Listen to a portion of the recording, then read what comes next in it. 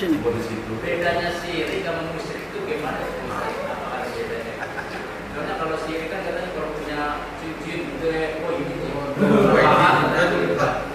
katanya musyrik itu kalau syirik gimana?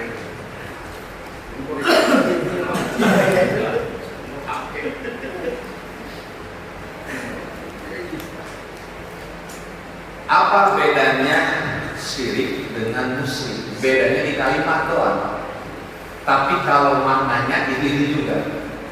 Syirik, musyrik artinya orang yang memang menduakan Allah. Misalnya perbuatan syirik itu dianggapnya musyrik. Seperti menyembah berhala, itu kan musyrik. Seperti dia pakai cincin, dianggap syirik kalau dia menuhankan terhadap cincin tadi. Itu namanya perbuatan syirik.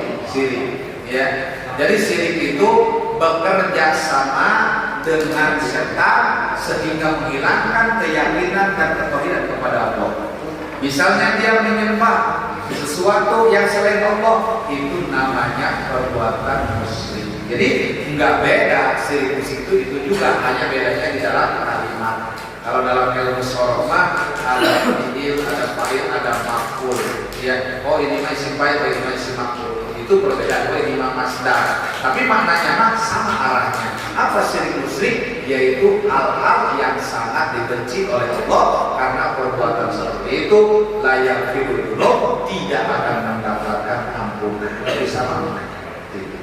Assalamualaikum warahmatullahi wabarakatuh. Waalaikumsalam. Di sini dibahas tentang dua perkara tentang masalah yang utama, salah satunya iman, yang keduanya memberi manfaat kepada orang Islam. Yang saya tanyakan, kalau kita memberi manfaat salah satunya bukan dengan orang Islam, bagaimana hukumnya? Oke. Assalamualaikum warahmatullahi wabarakatuh. Kalau kita memberikan manfaat walaupun bukan orang Islam, tetap pahala akan mendapat. Tapi kalau bicara afdol ini ya, bicara afdol adalah lil muslim, kepada orang Islam. Sebab kalau manusia umum seperti di dalam hadis Nabi, khairun nas anfa'uhum linnas. Sebaik-baiknya manusia adalah yang memberi manfaat kepada manusia yang lain. Kata-kata manusia yang lain tidak harus agamanya Islam. Tapi bil khusus di hadis yang pertama tadi adalah anfa'ul lil muslim. Ini kalimat khusus namanya. Bukan berarti kalau bukan muslim lalu tidak bermanfaat, tetap manfaat. Apalagi ada hadis yang lain, irhamu man fil ard yarhamkum man fis sama.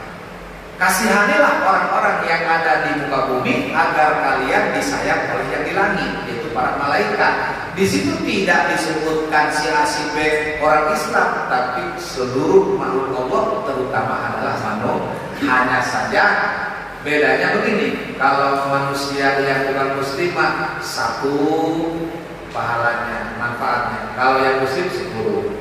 Kalau yang bukan muslim 10, kalau muslim 100. Itu 3 perbedaan seperti itu. Terima kasih Pak.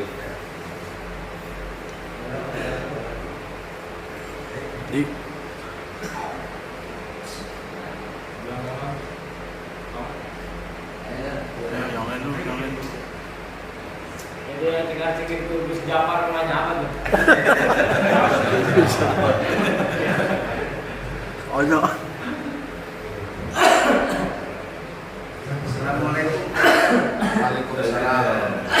Apa perbedaannya amalnya sumbangan dari orang non muslim sama orang muslim? Oh, sumbangan ini ya, sumbangan. Sumbangannya Sumbangan nih. Sumbangan dari musola kita sumbangan kepada non muslim. Nah, perbedaannya sama orang muslim. Ya. Begini perbedaannya, kalau untuk urusan dunia, ya, ini keramik siapa yang beli, ini karpet siapa yang beli, ini semen siapa yang beli, entah siapa yang beli, tapi jelas manfaat bagi orang yang masih hidup ketika dia menikmati dan melakukan daripada ibadahnya. Bedanya, kalau orang non muslim menyumbang, memberi, itu hanya disebut hadiah. Tapi kalau orang muslim yang memberi, namanya sedekah infak. Artinya kalau orang muslim yang memberi, yang infak, ada balasan di akhir. Tapi kalau orang muslim memberi berapapun jumlahnya, cash oleh Allah langsung dibayar di dunia. Beda, ya. Jadi kalau buat mereka bukan tidak ada balasan, ada, cuma seketika. Makanya mereka juga semangat. Non muslim juga tahu ketika lebaran bagi-bagi beras, bagi kambing juga kalau korban. Bahkan muludan, ikut-ikutan muludan karena dia merasakan balasannya. Banyak, saya juga banyak teman non muslim cerita Merasakan kesenangannya, merasakan balasannya. Jadi setelah berbuat itu tiba-tiba rezekinya tambah banyak menurut beliau. Nah itu buat mereka langsung dibayar balasannya di dunia, la fil akhirat, tapi tidak ada di akhirat. Nah lalu buat siapa yang di akhirat? Al muslim, yaitu orang yang beragama Islam. Gitu.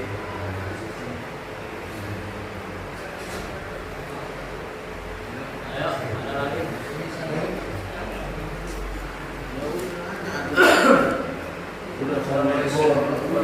Waalaikumsalam. Nggak ada asisten ini, nggak ada asisten. Menanyakan pahala yang bersedekah kepada orang yang susah ini. Tapi dia tidak melaksanakan kewajiban seperti sholat, cuma sedekah aja. Sedekah ini terima apa tidak? Untuk amalan untuk siap dikasih. Bagaimana dengan orang berbuat baik, sedekah tiap Jumat, santunan tiap Jumat, bahkan haji, bahkan mungkin zakat, bahkan puasa, tapi tidak sholat. Bagaimana? Jadi itu semuanya amalnya sia-sia. Kenapa disebut sia-sia? Karena logikanya badan itu tidak akan hidup kalau tidak ada kepala. Tapi lihat orang yang tidak punya tangan masih hidup kan? Orang tidak punya kaki masih hidup. Ada nggak yang tanpa kepala hidup? Kenapa? Karena kepala pusatnya badan. Begitulah sholat pusatnya ibadah. As-sholatu rasul ibadah. Sholat itu kepalanya ibadah. Jadi kalaupun dia haji, walaupun dia zakat, sedekah, kalau nggak sholat mau ditaruh di mana pahalanya? Karena nggak punya kepala seperti itu. Ya, bahkan di dalam hadis lain, awwalu ma yuhasabu yaumal qiyamati sholat. Yang pertama kali dihisab di kue kiamat adalah sholat. In saluhat sayur amali. Kalau sholatnya bagus, maka amal yang lain ikut bagus. Kalau sholatnya rusak, maka amal yang lain ikut rusak. Seperti itulah. Maka jangan pernah merasa, saya mah nggak sholat juga kan baik saya. Iya, baiknya di mana? Kau kan suka infak, sedekah, suka nolong tetangga, nolong keluarga, nolong teman. Walaupun nggak sholat, dia berharap dengan kebaikannya itu bisa masuk dalam surga. Nggak bakalan kalau inti daripada ibadahnya tidak dikerjakan. Jadi intinya ibadah adalah sholat. Makanya di dalam Al-Quran bagaimana? Wasta'inu bisobri wassolat. Tuh, mintalah pertolongan dengan cara sabar dan sholat. Bukan dengan cara infak, enggak, tapi dengan cara sabar dan sholat. Nah kalau orang itu memohon kepada Allah, doanya akan dikabul kalau dua hal dikerjakan. Satu sholat, dua tetap mengerjakan sholat. Assalamualaikum warahmatullahi wabarakatuh. Waalaikumsalam.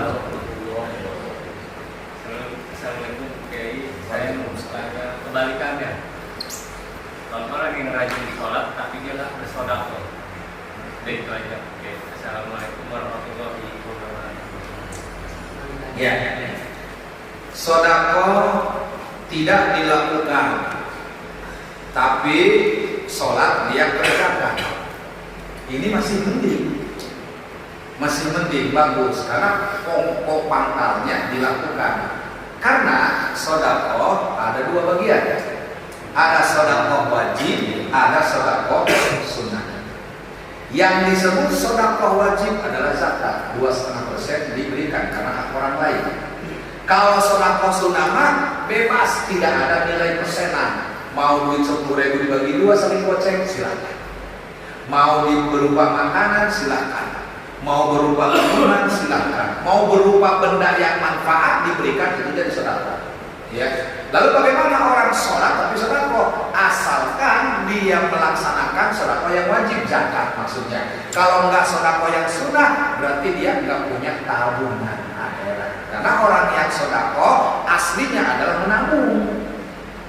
Dia memberi fakir miskin, hakikatnya mah buat dia di akhirat, cuma dititipi melalui tangan fakir miskin. Tapi kalau zakat mah memang hak orang lain, wajib diberikan. Sebab kalau tidak berdosa juga.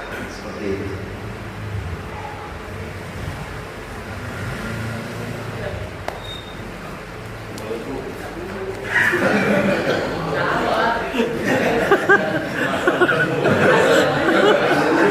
Assalamualaikum warahmatullahi wabarakatuh. Mau nanya nih Pak Kiai, sekarang musimnya pilkada nih. Ini mau nanya, pilpres ini kita harus memilih pimpinan yang bagaimana gitu, yang kriterianya yang harus kita pilih gitu.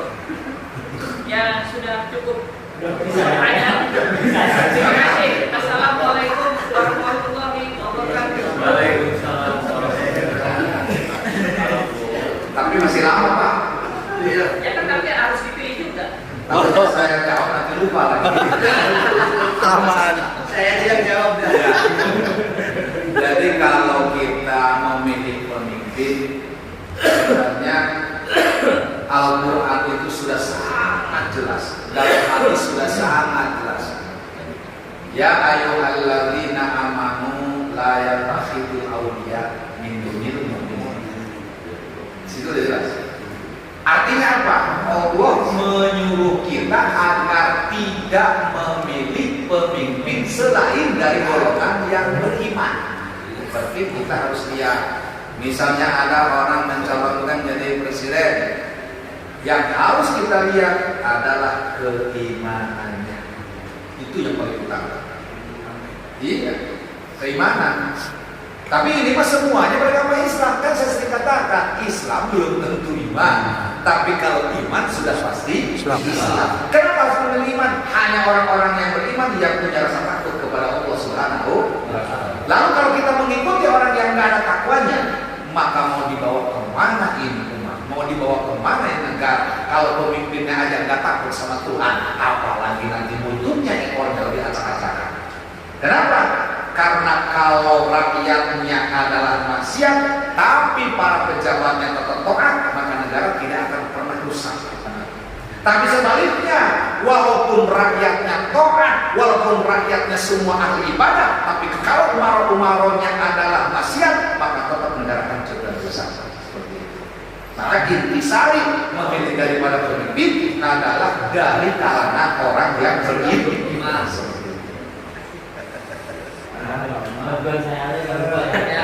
Jadi saya mah nggak ngomong si A si B si C nya, nggak ngomong si A si B nyamanannya nggak disebut. Saya bodo amat sama sasalah. Karena saya sudah bilang, nek sasalah presiden jadi kieu-kieu bae sebenarnya. Di sembako truk menang aja. Kayak ini sembako menang. Tapi minimal kan kalau ada orang beriman mah yang memimpin kan jadi setiap segala sesuatu yang berkaitan dengan agama ada perhitungan. Tapi kalau yang nggak ada iman maka jadi apapun jadi, walaupun bertentangan dengan agama jadi karena memang imannya nggak ada. Tapi kalau ada iman ada filter. Jangan salah pilih ya.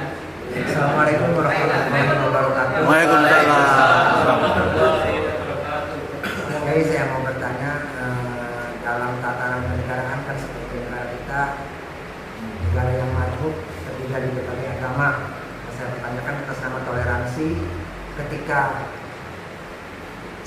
satu perwakilan dari tatanan dari perwakilan yang mengisi jabatan di satu negara itu Muslim khususnya, atas nama toleransi ya Pak Kiai. Misalkan dia mencampur adukan, mohon maaf, namanya negara atas nama pejabat, ada negara atau agama lain yang memang meminta disamakan. Artinya jangan sampai hanya Islam aja yang diprioritaskan, sekalipun satu wilayah dengan Indonesia adanya. Itu hukum dari pemimpin seperti itu yang memang agamanya Muslim dan Islam gitu. Atas nama toleransi itu hukumnya di mata Allah gimana Pak Kiai? Hidayah. Assalamualaikum warahmatullahi wabarakatuh. Durribat alaihimul dhillatu aynama suqifu illa bihablin minallahi wa hablin minan nas. Dimanapun kalian berada akan selalu hina dan celaka, kecuali kalian bisa memperbaiki yang pertama hablum minallah, hubungan manusia dengan Allah, khaliq dengan makhluk. Khaliq yang mencipta, makhluk yang dicipta, disimpan oleh makhluk. Lalu yang kedua, kalian akan selalu hina dan celaka kecuali bisa memperbaiki hubungan dengan sesama manusia. Nah, ada kaitannya toleransi dengan kalimat hablum minan nas. Selama toleransi tersebut tidak mengutak-atik akidah, tidak berkaitan dengan agama, selama itu tidak dicela dan diperbolehkan. Kalau toleransinya toleransi yang tidak pernah mengaduk-adukan antara hak dengan yang batil. Tergantung toleransi. Seperti apa toleransi oleh pejabat publik yang dilakukan? Apakah dengan toleransi ini membawa-bawa kepada agama atau dirugikan agama atau pihak yang mana, itu baru nanti dikaji. Tapi kalau cuma toleransi hablum minan nas yang tidak bersentuhan dengan realnya syariat agama, saya rasa tidak jadi masalah kalau toleransinya hanya saling menghormati antar sesama bangsa dan sesama manusia. Ya, kecuali ada contoh khusus. Misalnya bagaimana kalau toleransi seperti ini misalnya. Lalu saya akan bisa meraba seperti apa, berkaitan dengan akidah kan begitu. Tapi kalau cuma karena dia mencoba, dia mengatakan kalau saya sambutan di sini, kalau orang Islam berarti nanti kalimatnya begini, puji syukur, marilah kita panjatkan kehadirat Allah. Kan mestinya mah begitu tuh pejabat. Tapi karena memang mungkin dia merasa ini semuanya yang hadir bukan Islam, tapi rakyatnya juga, lalu dia berubah sambutannya. Puji syukur kita panjatkan kepada Tuhan yang Maha Esa. Jadi dia mengatakan Tuhan karena menghormati sama-sama masing-masing punya Tuhan, walaupun yang dimaksud Tuhannya beda-beda. Seperti itu terlahir dari toleransi. Tapi kalau menurut agama, bodoh amat. Mau agamanya apa, itu mau urusan dia. Tapi puji syukur mah tetap dipanjatkan kepada Allah Subhanahu wa Ta'ala. Itu yang terbaik. Seperti itu. Kalaupun masuk rumah ibadah, masuk rumah ibadah dalam rangka apa dulu? Itu. ucapan dan salam-salam dari agama mereka. Kalau misalnya mengucapkan salam-salam yang berkaitan dengan akidah, itu amat sangat dilarang, tidak diperbolehkan. Katanya tadi saya katakan, toleransi yang selama tidak ada kaitan dengan agama, dengan akidah, maka hukumnya boleh. Tapi kalau kalimat-kalimat yang diucapkan berkaitan dengan larangan, maka wajib dipertahankan. Seperti mana? Seperti orang mengucapkan selamat Natal, kan sudah jelas. Ada yang menyatakan bahwa mengucapkan Natal adalah mengucapkan selamat kepada anak Tuhan. Berarti mengakui bahwa Tuhan punya anak. Sedangkan akidah kita lam yalid wa lam yulad.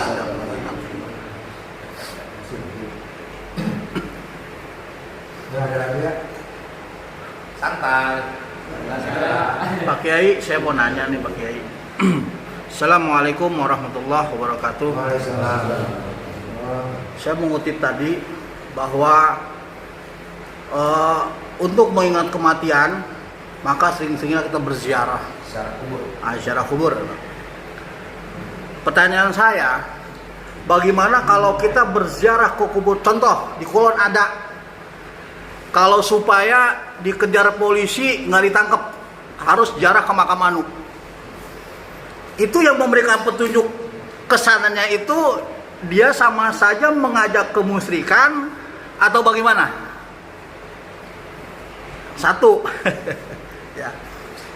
Kedua, kenapa zaman dulu Rasulullah pernah melarang untuk berziarah?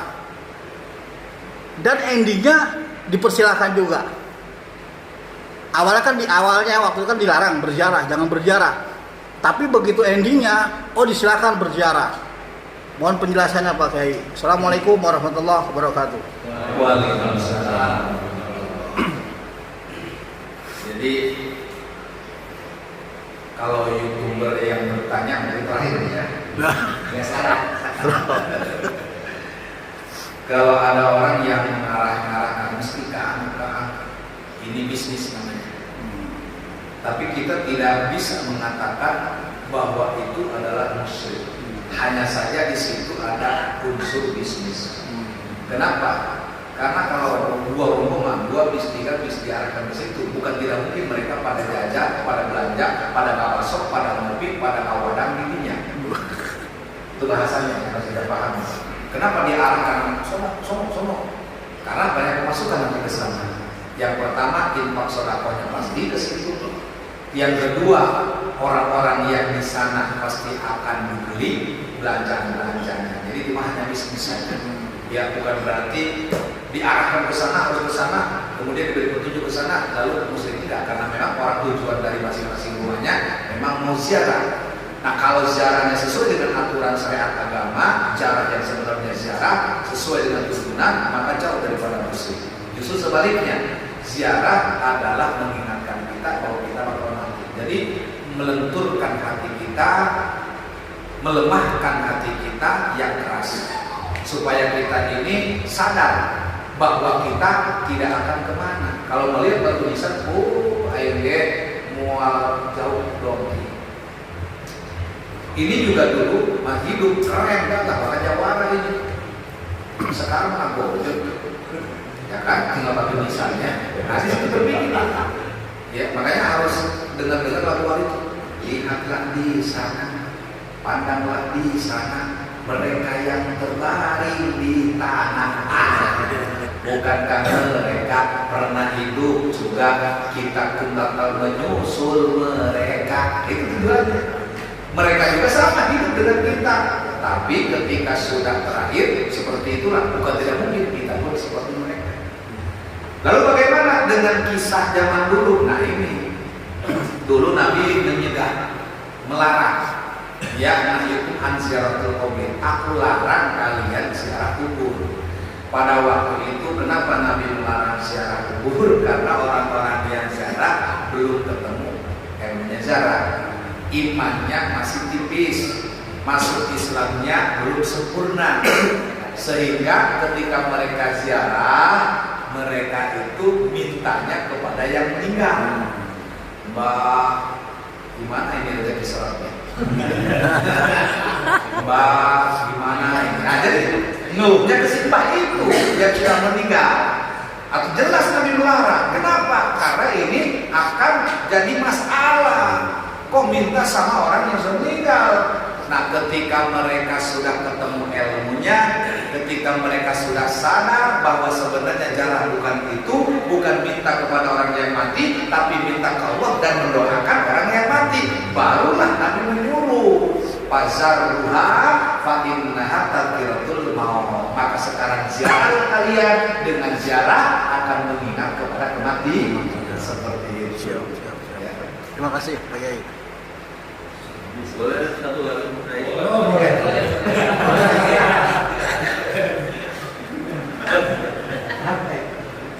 Assalamualaikum warahmatullahi wabarakatuh. Dengan ziarah, Pak. Tadi ada pembahasan kalau kita ziarah ke para wali, kita minta barokah. Nah, bagaimana dengan kaitannya kita ziarah ke orang tua sendiri? Apakah di orang tua kita juga ada barokah seperti itu? Terima kasih. Assalamualaikum warahmatullahi wabarakatuh. Waalaikumsalam warahmatullahi wabarakatuh. Ya, kalau kita teori dalam ilmu ziarah, memang yang paling utama dan harus diutamakan adalah menziarahi orang tua, makam orang tua, ibu bapak kita, nenek kakek kita, itu yang utama. Jangan sampai orang-orang yang jauh yang cuman katanya kita antusias ziarah sampai keluar kota, sementara kuburan indung bapak mah ditonton nggak diziarah. Nah, ini juga bahaya. Jadi sebelum kita ziarah kepada yang lain-lain, maka utamakan ziarah kepada orang tua.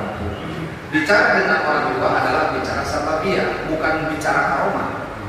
Bukan bicara karomah, tapi nggak ada orang tua mana mungkin ada kita. Itu. Iya. Dan yang kedua, kita memang tadi ada dalam hadisnya. Tidak maka ada info amalu ila misalnya apabila anak Adam meninggal dunia, putus sudah amalnya kecuali 3. Nah, salah satunya adalah wa waladin sholihin yad'ulahu bil maghfirah. Yang akan sampai kepada mereka ahli kubur adalah doa-doanya anak yang soleh. Nah, ini bagian tugas kita mencari daripada kuburan orang tua. Karena dengan doa orang tua maka akan langsung diijabah doa anak tersebut oleh Allah Subhanahu wa Ta'ala. Setelah itulah baru kita bicara tentang karomah. Tapi lewat mana? Lewat wasilah. Ingat, lewat wasilah. Ya Allah, aku ziarah ke makam walimu dengan wasilah karomah walimu, saya punya hajat. Ya Allah, boleh orang tawasul melalui karomah, bukan hakikat minta kepada kuburan atau kepada ini yang salah orang yang tidak berwasilah. Sakablang nabe minta ke kibuyut. Iya. Jadi kalau dia ngomong begini misalnya, yuk, gimana ini perusahaan bangkrut, terus kata kayak gua juga dingin di sini. Kabur langsung. Terus kata kibuyutnya, lu bawa apa ke sini? Oke, baik. Belum dari dulu miskin aja, nggak beli gula. Seperti itu. Jadi diusung kalau orang memang datangnya ke kuburan tujuannya jarang-jarang malah ngeluh kepada, kan masih banyak ini orang mau jarang, mau apa? Ini anak mau ujian.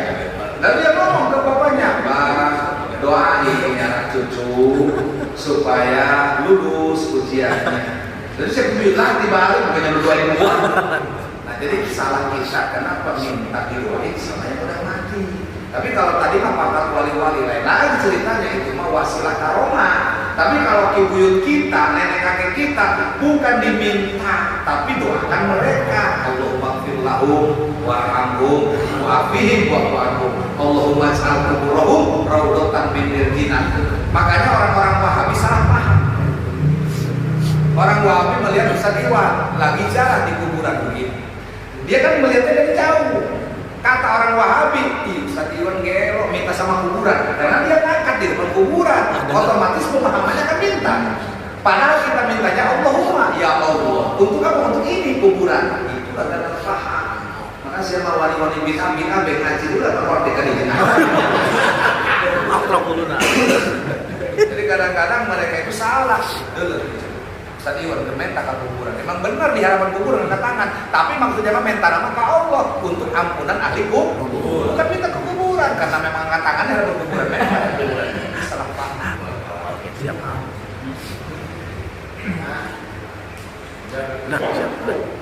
Baik, saya rasa cukup. Tapi jangan puas, jangan pernah merasa puas, bahkan tidak akan pernah puas. Sebab kalau puas, minggu besok nggak bakalan ngaji. Kalau udah puas, ya kita tutup dengan doa. Allahumma sholli ala sayyidina Muhammad wa ala wasallim. Wa radhiyallahu ta'ala an sahabati Rasulillah ajma'in. Amin ya Allah ya Rahman ya Rahim ya Mujibas sa'ilin. Hamdan yu'afini ya ma wa yukafi'u mazidah. Ya Rabbana lakal hamdu kama yanbaghi li jalali wajhika wa li sultani. Allahumma sholli ala sayyidina Muhammad wa ala ali sayyidina Muhammad. Allahumma zidna ilman wa rizqan wasi'an ala tayyiban wa amalan maqbulan. Rabbana atina fid dunya hasanah wa fil akhirati hasanah wa qina adzabannar. Shalli wa sallim ala jami'il anbiya'i wal mursalin walhamdulillahi rabbil alamin.